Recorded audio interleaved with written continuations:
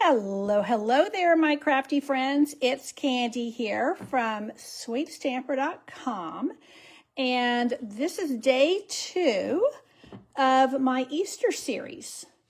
So I'm hoping that some of you can join me live and that many more of you will be able to join me in the replay or in the video on YouTube. And happy St. Patrick's Day to you. Let's see if I'm in the right place at the right time with my Facebook. So if you are new here, my name is Candy and my blog is sweetstamper.com. Now, when you go to sweetstamper.com, you'll find everything that I'm doing. You can shop with me there. You can get my email there. You can see my classes there, all kinds of things at sweetstamper.com. I also will share the videos from my Facebook Lives. So sweetstamper.com is the place to go, and we're going to make a sweet little Easter box today. Let me just recap with you. Coffee with Candy is a monthly, week-long set of Facebook Live / videos, and they are seasonal in nature. So my Coffee with Candy series, I'm always doing something for the upcoming season. So in January, I did one for my Valentine's Day series. In February, I did a St. Patrick's Day series, or Lucky. And of course, in March, I'm doing an Easter series. So And these will run every month. Now, the dates kind of vary, but they're always on Monday to Friday, and I give you, some notification. Because typically, I am on Thursday nights. I have stamping with, Thursday night stamping is my typical place to be on Facebook Live. But like I said, once a month, I do seasonal projects, really designed to inspire you, motivate you, empower you to make fun seasonal projects to spread love, joy, and happiness with our world. Now, if you're an email subscriber, you will be getting all of the measurements and the photos and everything for my projects. So make sure you are signed up with my email, which you can get at sweetstamper.com. So yesterday was the first day, and this is the card that I demonstrated for you. It's actually very simple to do. This is my cross card. Now, I had already done a couple in just different papers to show you that, use what you have on hand. This is the new mixed up patterns. I'm actually using this one for my card club this month. And then this is the paper I'm using again today. This is the Easter Joy paper, and holy cow, this one is a little bit busy, but I do like it. I do like it. So, and I was really pleased that after my demonstration yesterday, somebody had commented and said, I was actually thinking of sending, kid cards for Easter to, the nieces and nephews and the grandkids. But after I saw this, I think I'm going to send some to the adults as well. And that just made my heart sing, because that's what I'm really aiming to do, is to motivate you, inspire you, and equip you, empower you to send happy mail and little treats and fun things. So today I'm using Choose Happy. If you don't have Choose Happy, I would highly recommend. This is actually one of our $1 Million Achiever sets. It's one of those, pretty much covers a lot of the holidays. And it also has a birthday. So there's a lot to love here. The images are really sweet. And I'm also going to be using the Easter Joy Designer Series paper. Now, I'm going to be making a box, and typically I would make this box out of cardstock. This paper is actually almost the weight of cardstock. In fact, it might be. It's very thick. It's very different from other papers that we've had, even specialty papers. It's quite different. I love that it has, it's printed on both sides. So, and I will also tell you, so this is my little mock-up. I do prefer this box to be done with a random pattern if you have a directional pattern, you know, sometimes getting it where the lid is right side up can be a little challenging. So I like to keep it simple. I don't want to have to think too hard. This is a 4x6 piece of Designer Series paper, or you would use cardstock. So that's my recommendation. We're going to make a small box, and this little box will perfectly hold 4 Hershey Kisses. It will hold some other things too, but 4 Hershey Kisses is pretty much where I like to go. And one of the reasons I like Hershey Kisses, everybody loves them. My grandkids, their parents are very particular about them having food dyes and all of that, but they can have chocolate. So Hershey Kisses really deliver for me. Now, again, I will give you all of these measurements in my email. So make sure I'm not sending an email every day this week. I'm kind of sending every other day and giving you 2 sets of projects. So we are going to start, and I do recommend that whatever side is going to be your top side, I'm not using this as my top, this is where I'm going to score, because this is where I'm going to show you why. Okay, so we're going to start with a 1-inch score line here. And again, this is a 4x6 piece. Then we're going to go to 2.5 here. And then we're going to go to 3.5 here. And then we're going to go to 5. Now, you can do all of this scoring on your Stampin' Trimmer. But if you do a lot of box making, I do find that the Simply Scored just makes life a lot simpler. Now, I'm going to, on the short side, I'm going to score at 1 inch and at 3 inches. Now, this is a tiny treat box. I think it's really fun to use. It's a really good all-purpose box to use for a host of reasons, for a host of occasions, I should say. Okay, now the reason I wanted to do my score lines this way is because you always want to fold in. Well, you want to fold your box in, but you want to fold over. You want to hide that hump. So that's the easy way to remember that, is just to hide that hump. Because people say, well, you know, which side should I? There is a difference as to which side you do. And the difference is that it's all just going to lay better if you fold and score, you know, on the side that you're designed to fold and score on. Okay, now, oh, my bone folder was kind of leaving some scratching a little bit. Interesting. Hadn't noticed that before. Now, you will notice that, let me just pull these up a little bit so you can maybe see them a little bit better. You're going to find, whoopsie, you're going to find on each side, each long side, you're going to have a square, a square, and a square, and you're going to have 2 rectangles. So let's go ahead and cut on the score line up to what I call the intersection, the perpendicular line. So I'm going to cut right on the score lines, and that's going to give me, let me do it on both sides, it's going to give me 3 little squares and 2 little rectangles. And it's important to remember that because you're going to treat them differently.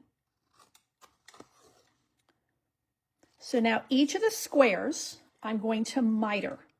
And that's the term I use. You're basically taking like the tiniest little wedge of pie and cutting it off. And all that's going to do is it's going to help my box come together a lot more efficiently without additional bulk, and it's just going to look a lot tidier than if I don't do this. The box will still go together, but it's going to be a little bit lumpy and, you know, bumpy, and this just finishes it off ever so nicely. Hello, Jolene. I'm so glad you're here with me from Minnesota. I don't know about you, we're having a major cold front here. So we had what I call fake spring. It was, I mean, really, really warm. Everything starts blooming, and boom, all of a sudden it's cold again. I'm bringing my jammies back out. My winter jammies I had already put away, but I have pulled them out because I get cold at night. Okay. So this is actually the most time-consuming part of this little box, is cutting the little squares. So again, you leave the, you're going to leave the rectangles alone, and you're going to cut the squares. And that way, it's really easy to remember. So there you have your little that might be, oh yeah, you can see it a lot better that way. It doesn't matter like how, you know, if they're a little bit larger, whatever, that doesn't matter. Now we're going to fold the box inside, and this is a lidded box that we are creating, and it uses very little adhesive. Now let me just give you a tip. I would typically use Seal or Seal Plus. This stuff, because it has like a coating on it, it resists your dry adhesive. Now, you could do tear and tape. I prefer not to, because you're going to have to start and stop 3 different places, and I just don't have a lot of patience. So I am going to use a little bit of liquid glue, and that means I'm going to have to hold it together. I'm using it only on the squares, and I'm using it near the fold line, okay? Now, we are going to start putting this together. Ooh, I got a little bit of glue there where I didn't mean to have glue.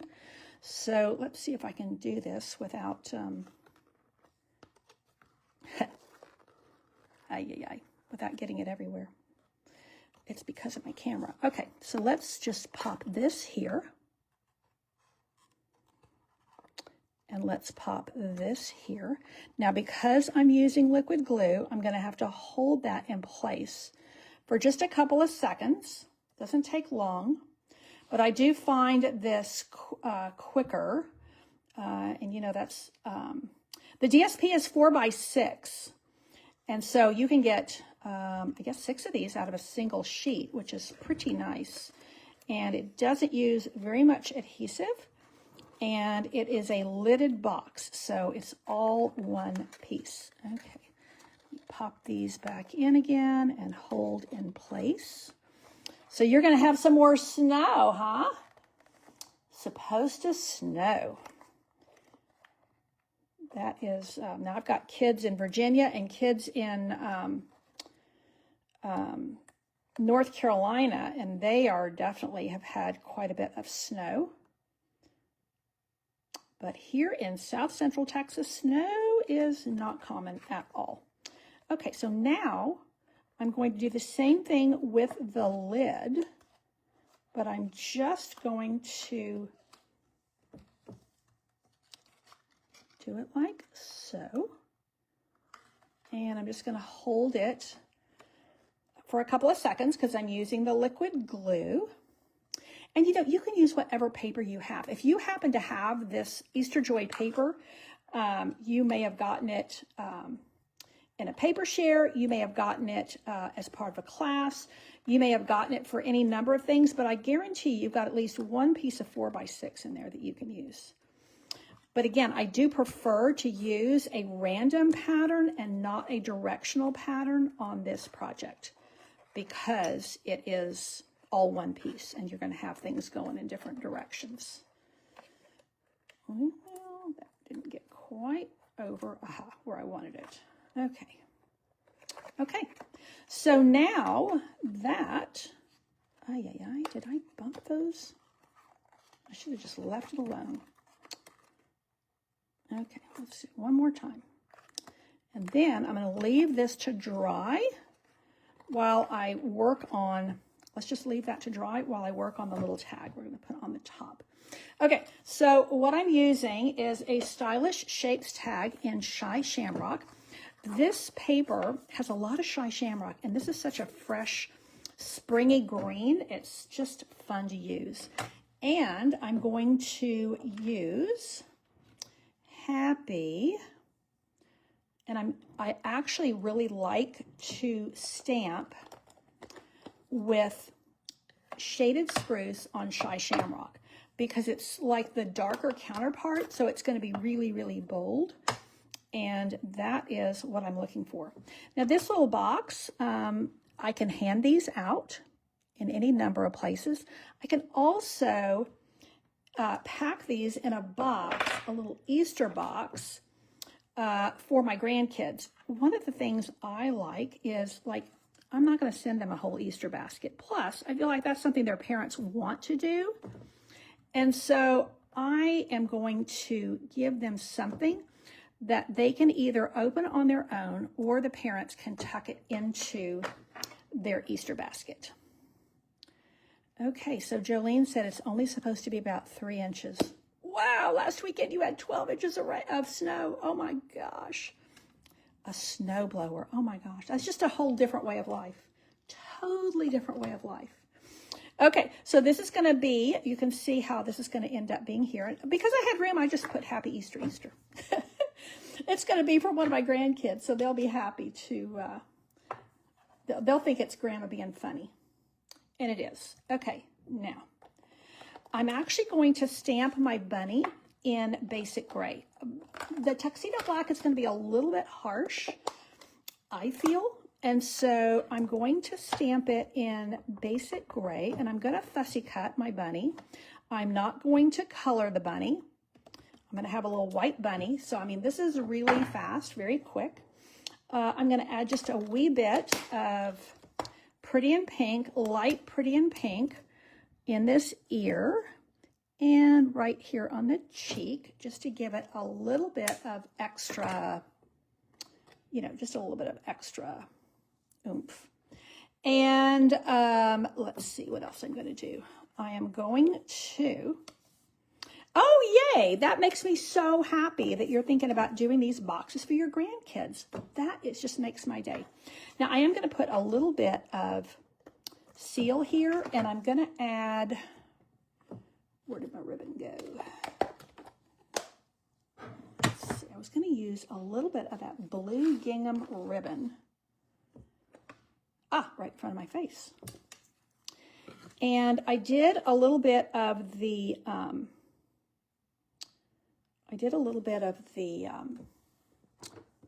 bubble bath ribbon on the other one. And actually, I think I'm just going to do one little strip like that. Now, let's cut this little guy out. Super quick, super easy. You know, the other thing I like about this Choose Happy stamp set is if you don't want to invest a lot in like a whole stamp set that's just for Easter, this is a good choice. I mean, it has so many holidays. It has cute little birthday. The images are really sweet. And I think also, if you like to do projects for kids and grandkids, I think the artwork is very youthful, and I think it's just, you know, kind of perfect for doing our things for our grandkids. And again, just, it's very affordable, very user-friendly. And I'm just going to do a little bit there, a little bit on that foot, and then we are there. Get his little cottontail. Okay, now let's see. Oh yeah. Actually, I think it needs a second piece of ribbon because it looks a little bit funky. So let's do a second piece of ribbon so it looks like it's on purpose. And then let's get our bunny up on dimensionals. Isn't he cute?